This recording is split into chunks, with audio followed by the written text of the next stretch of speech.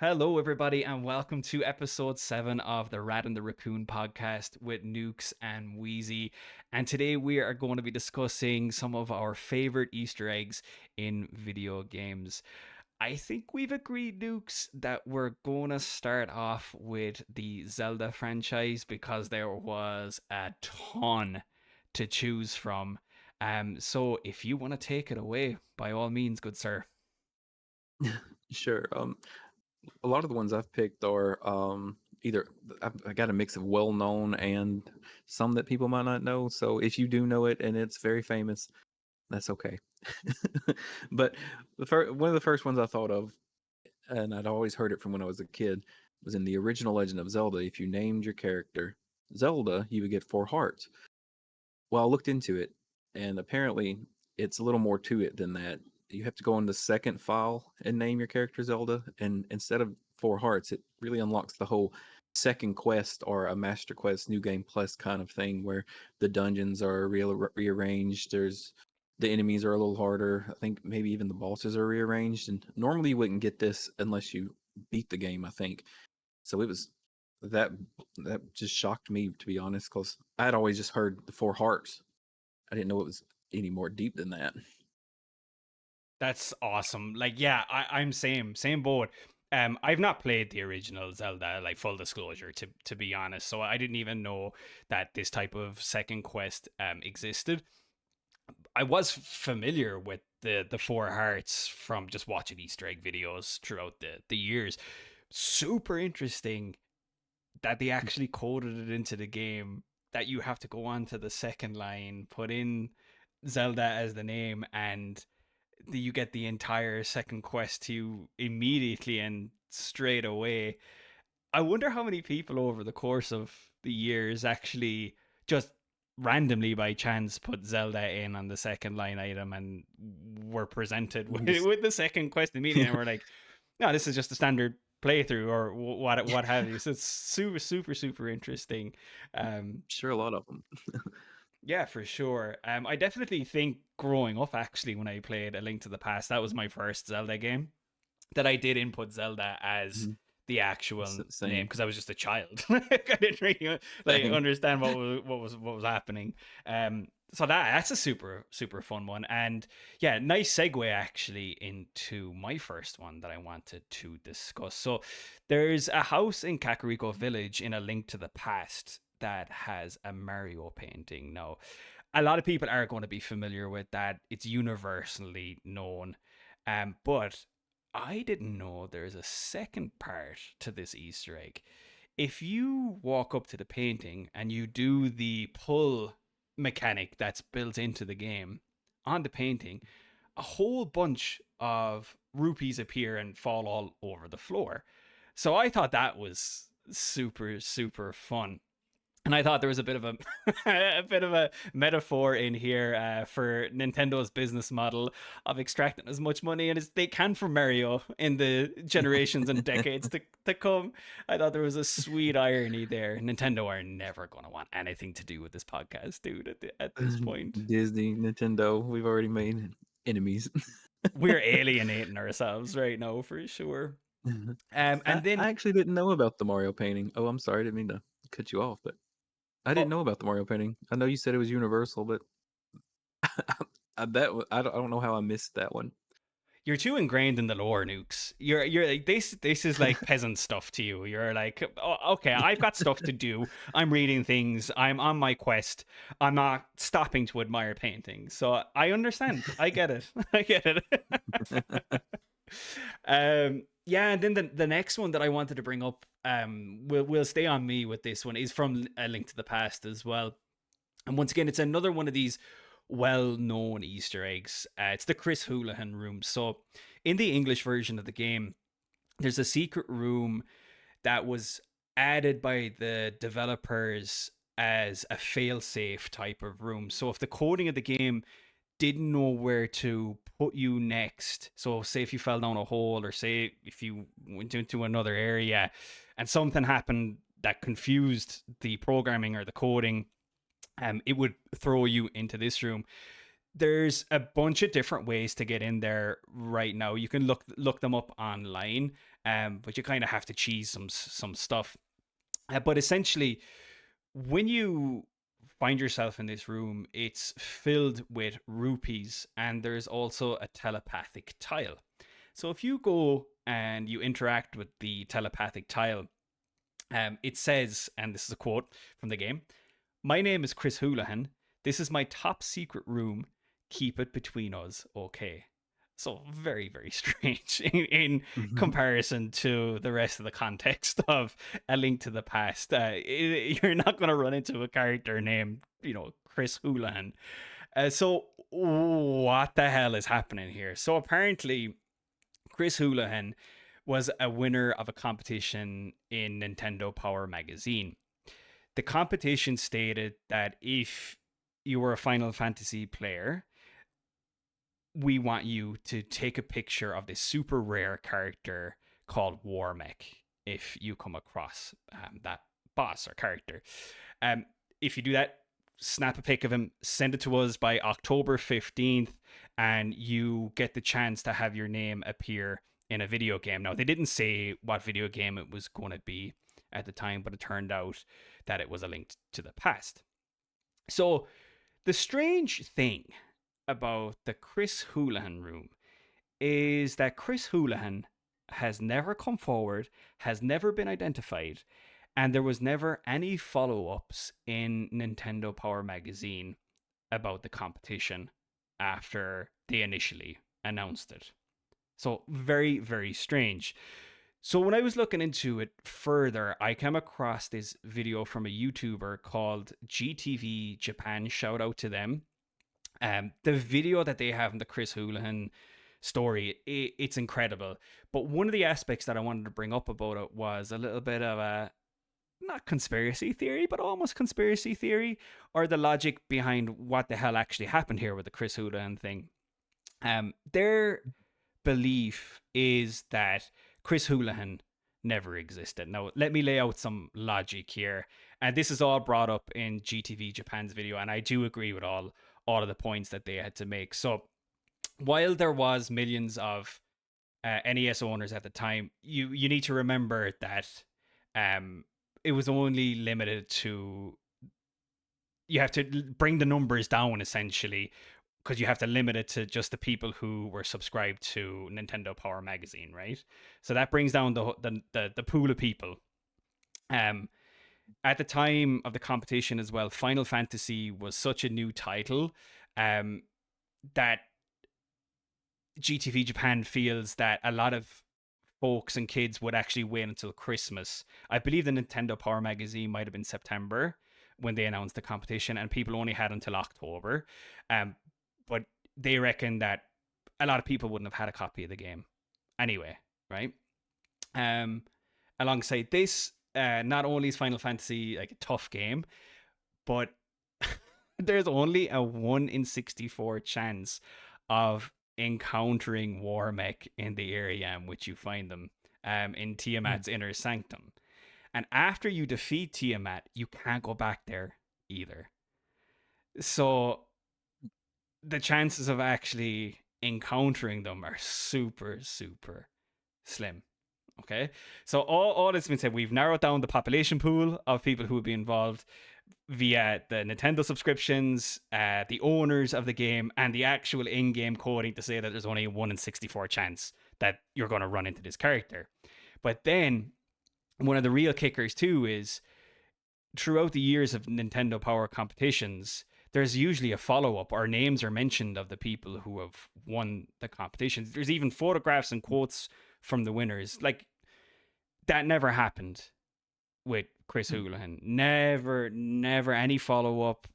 Nothing. It was just thin air, gone. And then all of a sudden, you just see this name appear in A Link to the Past, and people kind of had to put two and two together. So a lot of people feel that, based on all of these facts, that Chris Houlihan probably never ever existed, and there was probably no winner of that competition, essentially. So they just put that person's name, a random name, in the game, and kind of just swept it under the carpet and moved along with their lives. I'm pretty. I knew about, of course, that Easter egg, but I didn't know all this I that he literally didn't thought exist. I'm shocked. the way you started that sentence, I was fully convinced. I don't know why, the paranoia in me. I thought you were going to say, I know Chris Houlihan. I don't know Oh, why. nah, I went to school he with him, lives next dude. door. Yeah. He lives next door. I used to play Link to the Past of his game, and that's who showed me. He showed me his room. No, no, I did. I had heard of the Easter egg, but I didn't know. And I knew about the Nintendo Power thing and all that, but I did not realize that he might not even exist. That's wild. Yeah, I loved kind of like diving in a little bit deeper into this one to find out what, because I did want to find out. The first step was I want to find out what this competition actually was, and then I found that out, and then I found GTV's video, and then I heard the theory. I was like, you know what? Ah, I agree. I don't think this person ever existed. Sweet Easter egg with some conspiracy theory in there, which I always love. Spicing it up a little bit. Oh yeah, oh yeah. We'll definitely do a pod on conspiracy theories in video games. There's a couple of cool ones actually, but we'll save it for another time. Do you want to hit me with another one? Um, let's see. I have just one from A Link to the Past, and it's the flute you use to teleport. And I believe it's from Mario originally, the flute, but it shows up again in Ocarina of Time in the intro, doesn't it? I believe so. Yeah, I know the one that That do you're do talking do about. Yeah, do do do. that was That's perfect. And I'm glad you did it and not me. That's perfect. Yeah. Um. Yeah, that's it. Pulled, I think, from, is it Super Mario Brothers 3? I Which believe one? so. Which one came Yeah. out first? Super Mario Brothers 3 or A Link to the Past? I think Uh, 3 did. Link to the A Link to the Past is 1993, Yeah, I think 90. I think Maybe it's 91 even. yeah, I'm I not think sure. Mario Bros 3 is well before that. Apologies for anybody listening that knows the answer to that off the top of their heads, because we probably should know that. But either way, yeah, super fun one. Another tie in there between Mario and Zelda, which I always love. And my next one's actually another tie in with Mario and Zelda, from Ocarina of Time as well. Once again, it's another super famous Easter egg, but it's got a part two that I didn't know about. So when you meet Zelda for the first time at Hyrule Castle, if you look in the windows, we all know that you can see Mario, Peach, and Bowser. There's like, this is weird, right? But if you take out your slingshot and fire it at one of the windows, a guard appears and he says, "Hey, you, don't cause any trouble." And he just casually throws a bomb out the window at a child. So uh, I couldn't believe it when I read this. So I had to go and watch a video of it. And like the way the way he appears is just like he just peers in from the side of the window, and it's like he says the line and he just throws the bomb. It's the most weird. Like, I think those guards need some like better, risk assessment training. It's a child with a slingshot. just throwing bombs at children. Wild I stuff. didn't know about him throwing the bomb either. Of course, I knew about the pictures of them in the window, but I didn't even know anything would happen if you shot it. I never tried. Yeah, my initial thought was like, oh, was this added in like the 3DS version or whatever? But no, it's in the N64 version too. So I thought that was like super cool. And then another one that I have here that I want to talk about is, I don't know about you, right? I have the fondest of memories at the fishing pond in Ocarina of Time. I Hmm. spent probably way more time in there than the developers intended. But I loved it. I loved the fishing sim within Ocarina of Time. So much fun. And I loved the mini little Easter egg here before we get into it, or little thing that you can do. If you actually cast your line at the owner's hat, it'll take the Mm. hat off him. I don't know if you ever did that when you were a kid. I don't think I did. So that's very telling about how we are as people. You're a kind natured individual. Nukes. We- You've never seen me play RimWorld, so Was RimWorld the one where you got one of your cats drunk or something? Was that you turned them yeah, that's where all the and there cats was were like a drink they broke into dependency? my yeah, all the cats, the kittens even. It wasn't even just the cat, it was the Gee, kittens. They broke okay. into the storage and drunk all the alcohol and were alcoholic cats. Good Oh, lord. anyway, Anyway, anyway, I didn't think that was your transgressions in that regard were going to get mentioned today. But anyway, yeah. Moving on. So the fishing hole makes a return in Twilight Princess, right? So Hannah is the owner of that business. I guess we call it a business. And Hannah's got a whole bunch of photos along the wall. And one of the photos is actually the owner of the fishing pond from Ocarina of Time. That's pretty cool. Yeah, tie back mm, to the other game. Then she actually says she thinks that that guy is her ancestor, but she's not certain. She can't be sure of it. Some eagle eyed folks actually notice that after she says that, she does a scratching animation on herself that's very similar to the scratching animation that the dude does in Ocarina of Time, which yeah, indicates that they're actually probably more than likely related to each other, which I thought was pretty cool. I didn't know about that at all. That's blow my mind again. Hell yeah, brother. Hell yeah. You want to go with your next one? Yeah, sorry. No, it's fine. I got a few from Wind Waker, and the first one is one I always liked. Wind Waker takes place several hundred years after Ocarina of Time, and Hyrule's flooded and all this. And one of the first places you go, well, actually, I think it's the second place you go, is the Forest Haven with the Deku Tree and all that. And you go to a dungeon, and it's the Forbidden Forest. And the boss is this giant plant thing. It's got vines and it hangs, and it's you use a boomerang to fight this boss. But you can get some of the special forest water from the Deku Tree and sneak into the dungeon and pour it on it, and it kills it instantly. You don't even have to fight it. Hmm.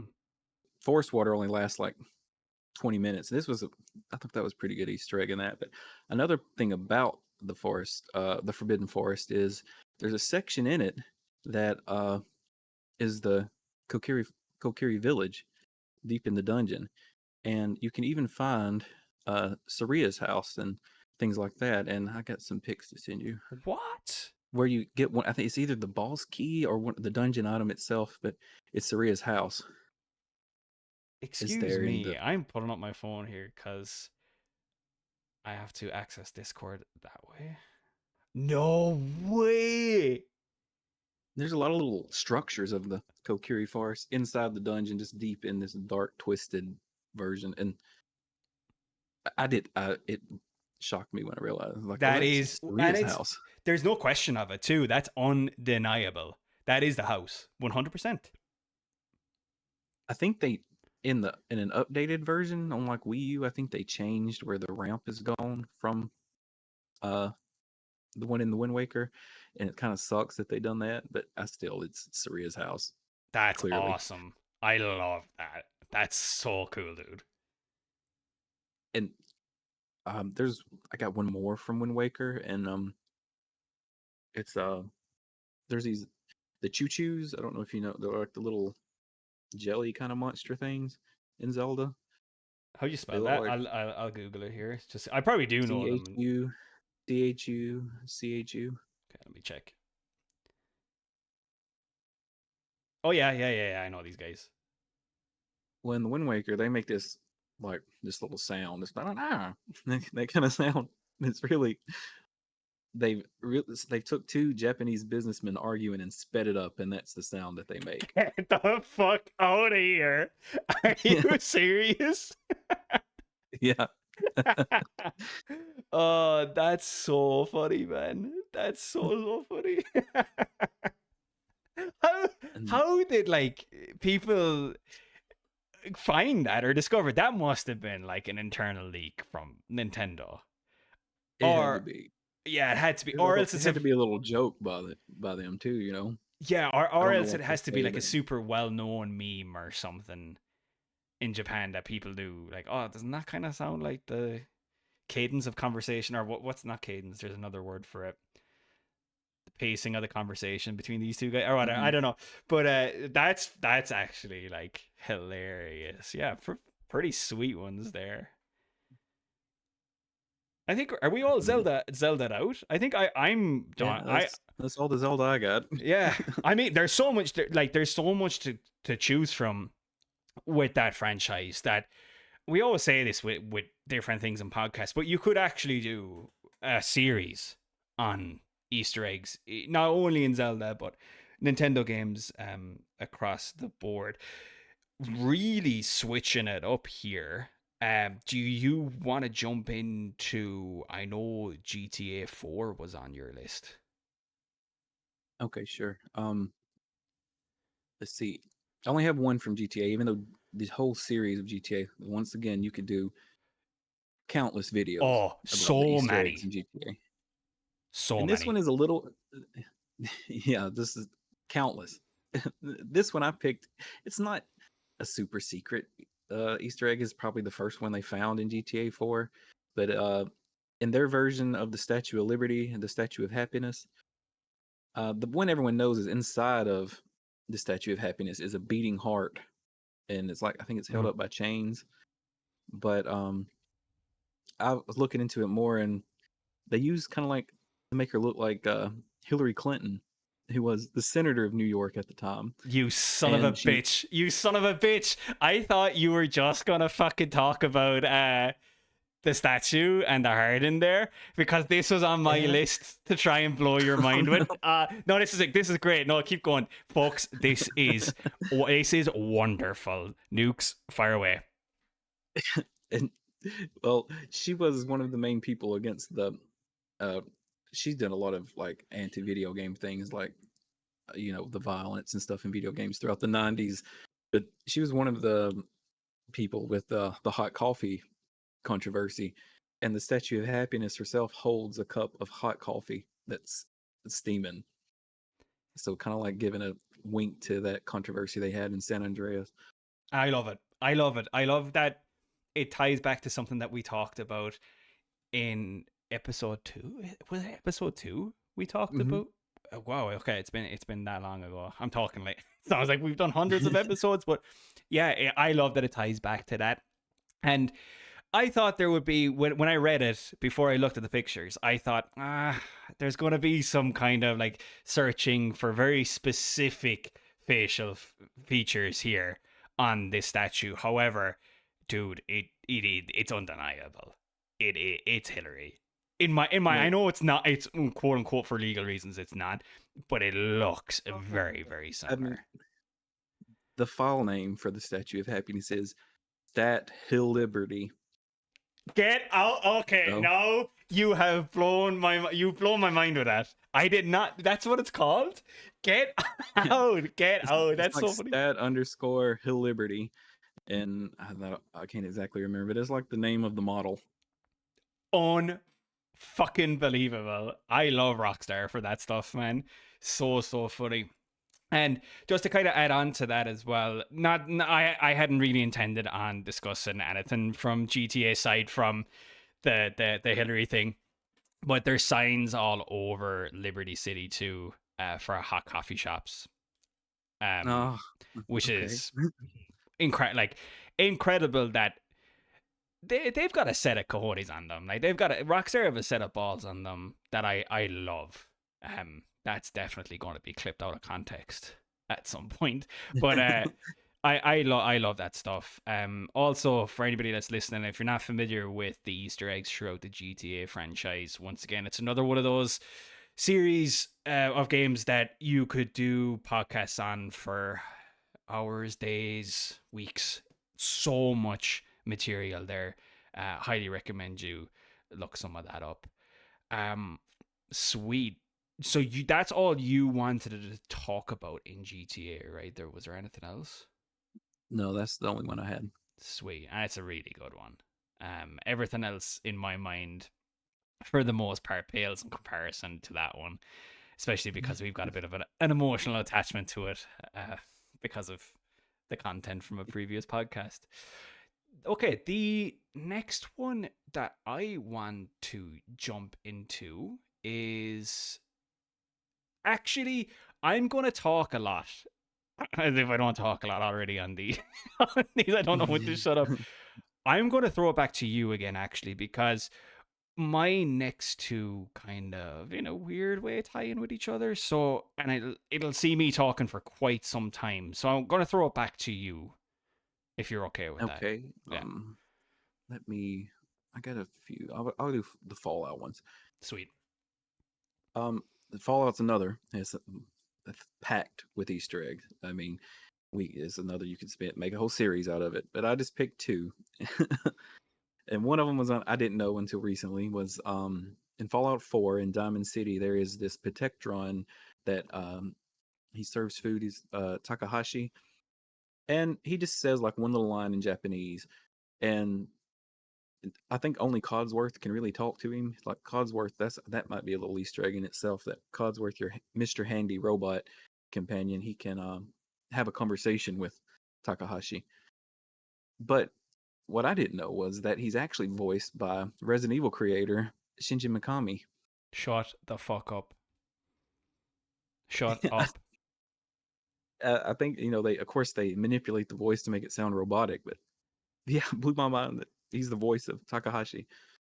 That's such a random fact, an Easter egg. That's insane.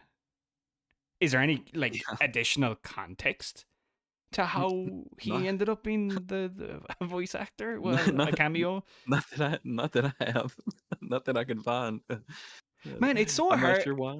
It's so hard to get. Just complete side note here, just because you brought up Resident Evil. It's so hard to find a lot of interviews with developers, especially from RE back in the day, about what Mhm. life was like when they were like developing the video game. At least in my experience, you know what I mean. So I'm not surprised to hear that there's no official explanation or logic as to why he ended up making a cameo.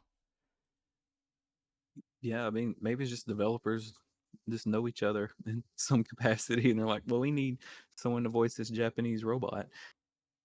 Let's call our good friend Mikami over in Japan." Who knows? It's so funny, Uh,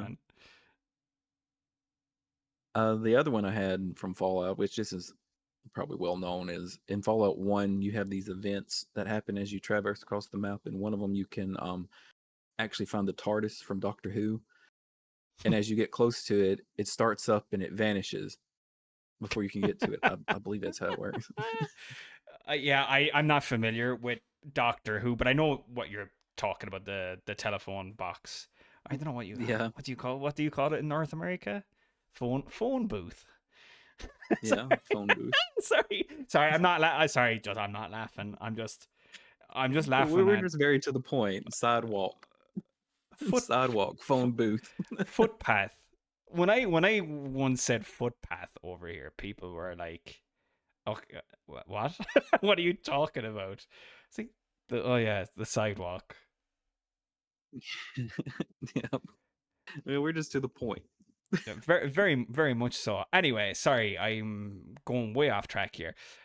Uh, any connection, or is this another one of those random things that doesn't As really have an any, explanation, or need to have an explanation? I guess too, right? These things don't as, need to be explained.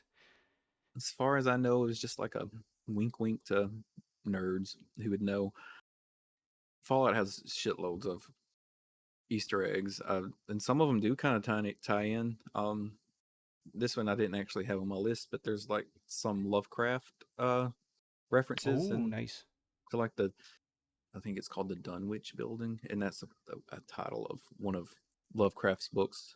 I'm not, the Dunwich Horror or something like that, and it actually leads down a sort of Lovecraftian horror kind of revelation. I don't remember exactly how it pans out. Sorry. Oh no, all good, But all good. mhm. Can't be expected to remember every last little detail about every video game. Although you are very very knowledgeable. Isn't there another one in Fallout that's really well known? The Indiana Mm. Jones one. Oh yeah, from New Vegas. If you pick the Wild Wasteland perk, I think it's one of the first things you see is the skeleton in a fridge, and you can get Indiana Jones's hat. Oh, you can actually you can actually take the hat from I there. I believe you can take his hat, It but what he's got the hat. is the logic for that Easter egg that so many people complained that he survived some sort of was it I don't know if it was a radiation blast in one of the movies by just being in a fridge or something, or a bomb blast, I think and so. that's why they put it in. Comment below, folks, if you know the reason why. But I can't remember off the top of my head. I just remember seeing that a little while ago. I thought it was Uh, funny that they just fucking randomly put that in there. They play with that again in Fallout 4. It's not Indiana Jones, but there's a quest you can find where you find this child that's locked in a fridge, and he's a ghoul child. And if you don't, and ghouls in Fallout are like radiated humans, and they're kind of Mm. immortal in a way. Like, and he's been in there since the bombs fell, and he's looking for his parents, and uh, you find his parents and they're ghouls. It's like one of the few wholesome moments in Fallout. What do you think of the TV show? Oh, I love the TV show. It was great to me. Oh, it's very very good. It's full of Easter eggs too, but Yeah, I've none started I'm to gonna go into. But I've started to play Fallout 3 because I never really played them growing up. I played bits and pieces. Like I borrowed the games off my friends, but I never had it for long enough to sink my teeth into it really. Because you need to own your own copy of that, right? And have as much time as you possibly can. You don't want to limit your experience to a certain time frame. But I've just started playing it yeah. recently, and yeah, I'm just seeing a couple of things already, that are pretty cool tie-ins. But as somebody who doesn't know any of that stuff, in relation Mhm. to the TV show, I immensely enjoyed it. I thought it was super fun and great. What's the name of the guy who plays the ghoul? Do you know the actor's name? uh, Walter Goggins. Walter That's right, Goggins. Walter Goggins. You're 100% correct. I just answered that like I was testing you. It's like no. What I meant to say is yeah. I didn't remember, but now that you say it, that's actually right. He's fantastic. His performance in that show was brilliant.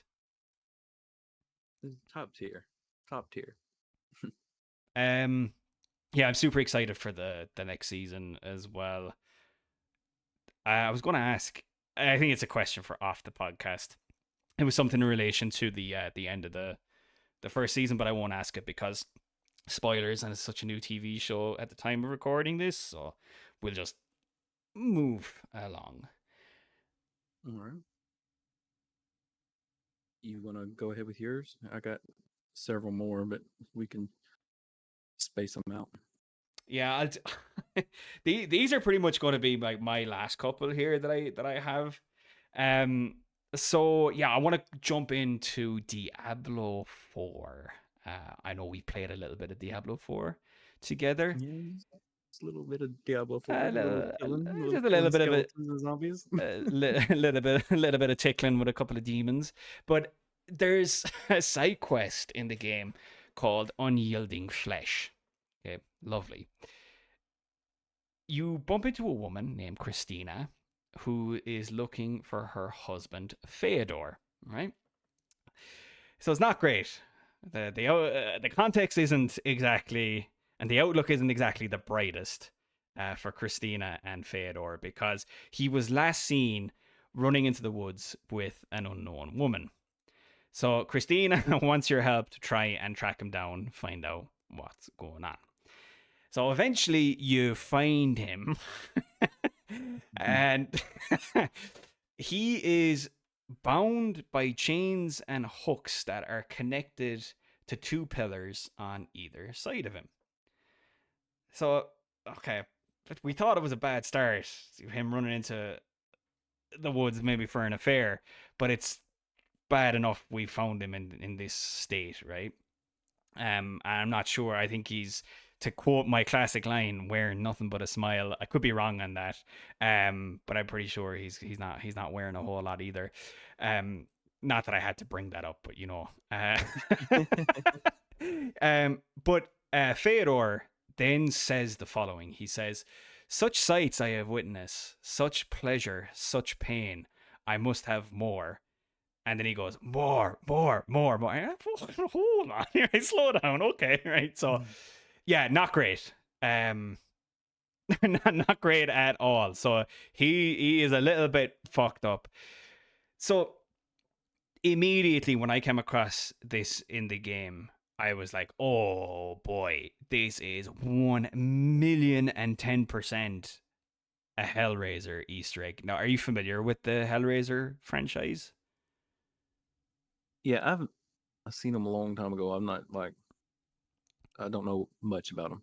Yeah, no worries. So, yeah, I don't know, man. There's like tons of those movies at this point, but I see the parallels in particular with the first Hellraiser movie. So, there's a classic scene where the Cenobites, so that's Pinhead and the lads, as I like to call them, Pinhead and the Pinhead and the lads, they've bound the fucking evil and notorious Frank Cotton, in a very similar fashion to that of Feodor. So he's like exact same thing. He's got two wooden pillars in a room like either side of him, and he's like chained by these hooks. Like there's so many of them, and he gets like fucking pulled apart like in this devastatingly gruesome, disgusting scene. It's fucking awesome. I love it.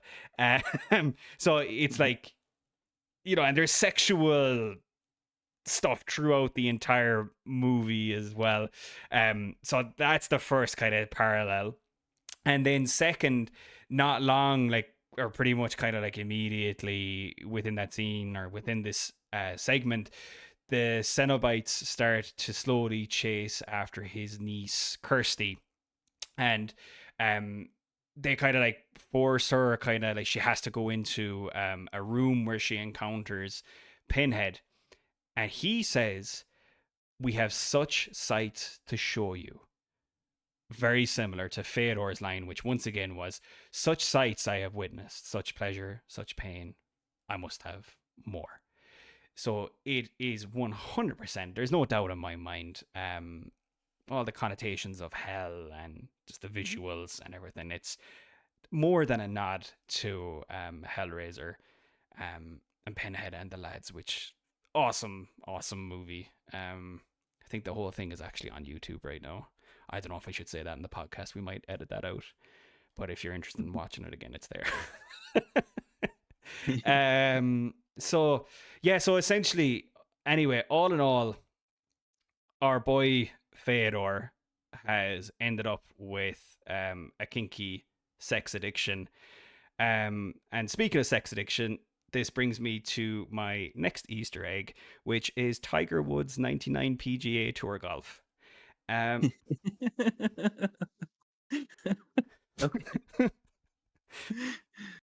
Another one we might edit out. This this is a banger of an Easter egg, and I did not know about this one. This is great. So, Tiger Woods 99 PGA Tour Golf, the first 100,000 copies on PlayStation, had a very special file. Now, this file wasn't accessible by just simply playing the game. You actually had to take the PlayStation disc and put it into a computer. When you go through the directory files in one of these copies of the game, there is a file called zzDummy.dat or .dat. So you click on this, or if you open this in a video player, there is a VHS recording of The Spirit of Christmas, Jesus versus Santa, by none other than Trey Parker and Matt Stone, the creators of South Park. Okay? Holy shit. So the way I would describe this is it's a pre-South Park type of cartoon, but it does contain all of the main characters. So you've got Stan, Kyle, Kenny, and Carmen, and Jesus, who's been shown throughout the TV show. They're in it. It's wild. Now, with that being said, very inappropriate to have this on a copy of Tiger Woods 99 PGA Tour Golf of all things. So, like, naturally enough, the title, like Spirit of Christmas, Jesus versus Santa, there's like religious themes, there's offensive language, and it's all the usual stuff that you expect from a South Park episode. Right. So as you can imagine, there was uproar over this. The copies of the game were actually recalled by EA, and they said it was sneaked on to the disc by an EA employee, and it obviously wasn't authorized. And they later commented that it was. I shouldn't laugh because it's true. Like, objectionable to consumers, right? So, yeah, of course. Like, you're buying a copy of a golfing game. You're not expecting it to have this type of content, even though you have to get to it in a weird way. I agree. It's not exactly the best look. I'd be super interested to see how much a copy of that goes for right now. Yeah, I'm shocked they put that in there, to be honest. Yeah, I was doing a little bit more research about it, and there was a couple of Reddit posts from people. And once again, anybody listening, feel free to correct me if I'm wrong here, but I think the reason why it kind of slipped by was it was a common practice to load disks up with dummy data, hence the name zzDummy.dat for the file. And it had something to do, I believe, with loading times or loading assets into the game quicker, based on where it was on the disk or something like that. Once again, I could be Mhm. way off the mark there, but I think that's maybe why it got past like QA checks, because it would be back then, especially to have like that amount of extra data for a VHS recording of something on the disc would be kind of like, you'd see that amount of data, you think, oh, that's a bit suspicious in comparison to what should be on the disc. But no, a common practice apparently to load it up with some dummy stuff for those reasons. Once again, as far as I'm aware. But yeah, there's Diablo with a weird, not really a connection, but I've managed to connect it to Tiger Woods Magic 99 connections. PH. Yeah, in my own weird way. I guess I kind of have to keep it in now. The part I was going to edit it out because I'm not doing two cuts.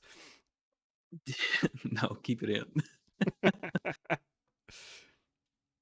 Um, I have I have a few more, and these will probably be fairly quick. But I guess I'll do Resident Evil 2. A very famous one is that I decided to pick anyway Is is this the Red ROM. OG? Oh yeah. OG Okay. RE2, yeah. Sweet.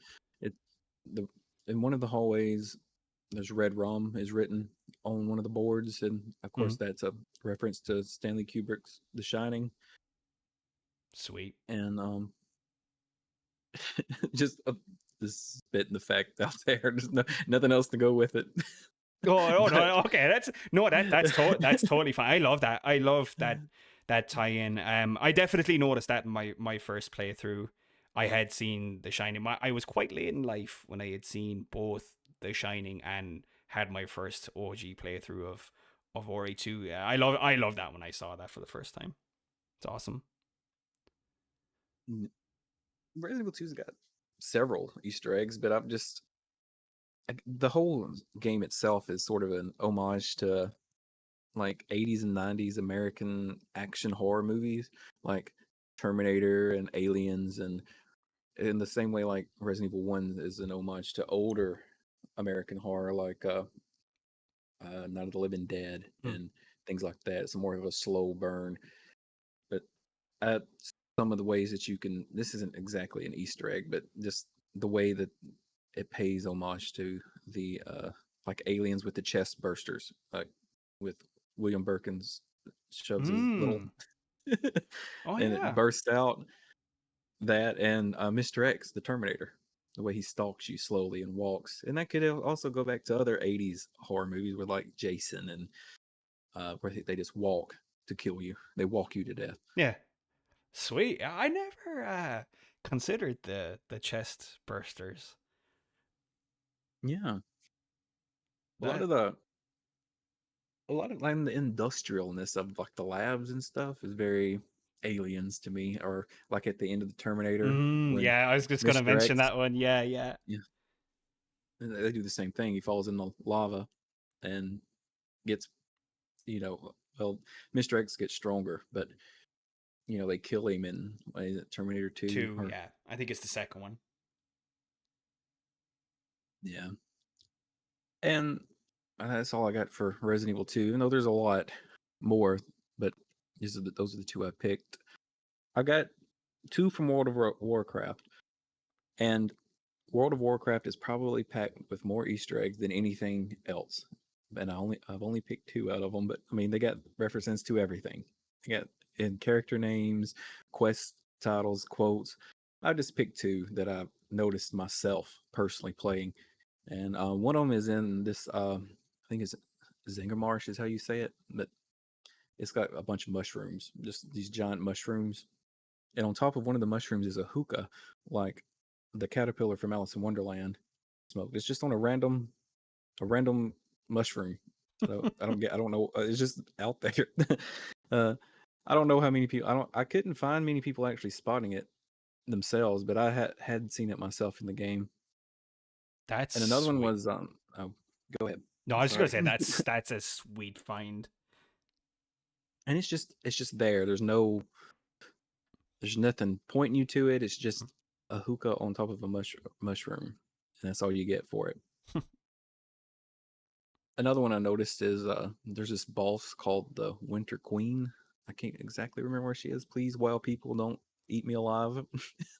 But she says a You're on your line. own there, buddy. No, I'm kidding. I'm sorry. Go on. She says this line. She says, "In place of a jailer, you would have a queen, as cold and beautiful as the winter. All would love me in despair." And if you know, if you, it's Galadriel's line from the Lord of the Rings. Oh, And like the actual quote. Galadriel's line is, "Instead of a dark lord, you would have a queen, not dark but beautiful and terrible as the dawn." So it's not Oh, it's 100% the tie-in. obviously Yeah. That's sick. I love that. wow, it's full to the brim. Like you could make a career out of doing WoW Easter eggs, making Easter and making videos or discussing that. That's the only two I've picked. Sweet. Um, I have one more. You have anything else? I'm done. I sorry to use this term, but I blew my load with Diablo 4 and Tiger Woods. Once again, Well, another sentence I never thought I'd ever say. But I'm good to go after this last one. well, I'm still edging, so here we go. Oh, here we go. Right. Let's have it, nukes. Let's have it. Uh, this is from Metal Gear Solid 3, and it kind of is similar in the way that, like in the Zelda Easter egg, the Kali Demos, that you could kill it in a secret way, like with the Mm-hmm. forest water. Mm-hmm. This is a boss. This is probably famous, but I still like this one a lot. There's this boss called the End. He's this old sniper. He's like top tier sniper. He's just some old man, and the normal boss fight is long and drawn out. You have to like use like a thermal scope or and sneak to find him, or he'll run away to a different spot, and it takes a long time to fight him. Mm-hmm. But you can um, save your game in the middle of the fight and not touch the game for a week, and come back, and he'll be dead from old age. I am shook. Yeah, hold on, hold on. Dead from old age. Can you expand on right? I have a couple of questions on this one. That shook me right up. So is this the exact steps that you need to take for this to happen? It has to be exactly a week or more, or can you like leave it I just a think I think it's 7 or 8 days. If you don't, because it got you can change the internal clock of the PlayStation mm, and kind of cheese it. But yeah, if you just save it and don't touch the game for 7 or 8 days, and you come back and reload it, he'll be dead. You get even a special cutscene. He I was dies going from to old age. yeah, I was going to ask if it's like a thing where you walk up to the body and interact with it and it just gives you like a different line, but there's actually a full blown different cutscene. Yeah, he's just dead from old age. Because he tells, I think he says, grant him the strength for this final prey. Like, and he says things like, if you wouldn't have showed up, I would have slept for eternity, or saying things like that. He's just some top tier sniper. But yeah, he he just dies of old age. You wait too long. How confusing would it be for somebody who does the boss fight, gets frustrated with the mechanics of the fight, we'll say, and gets impatient and says, "Oh, I'll come back to this like later on." And they say Come they back save and the he's game and they come out here like, dead. oh, sweet. That must have been so funny for people to find or to randomly stumble upon. I think that might be my favorite one of the entire day today. Actually, that's top tier. Did you mention is that super well known? It must be. It it probably is, but I still love it. Oh, 100%. Yeah, this was all about doing our favorite Easter eggs. Although one of them I'll admit I randomly just stumbled upon this week. It was the Tiger Woods one. I had never heard of that before, and it did blew my mind when I saw what was actually on that disc. It's hilarious, but yeah, that does it for Easter eggs, folks. Like I said already, we could do a series on these for each of the franchises that we had talked about, but there was some super fun ones in here today, and in particular ones that I hadn't heard of before, Duke. So thank you for sharing those with me, as always. And thank you, because you put twists on some that I didn't know that, but there were things to it that shocked me. I was like, oh, it's like, oh, really? That was a conspiracy theory? That's a conspiracy theory that's not written. Oh boy, we'll get into some conspiracy theories down the line here at some point, maybe in season 2 of the podcast. But yeah, there was some good stuff in there, and I hope you enjoyed it, folks. So we'll leave it at that. Thank you guys as always for listening. We are on YouTube, Spotify, and Apple, so feel free to follow us on those platforms. Give us a like, a subscribe, whatever it is to show support and try and give us a little bit of a push into the relevant algorithms. We would appreciate it. And until next time, toodaloo. See y'all.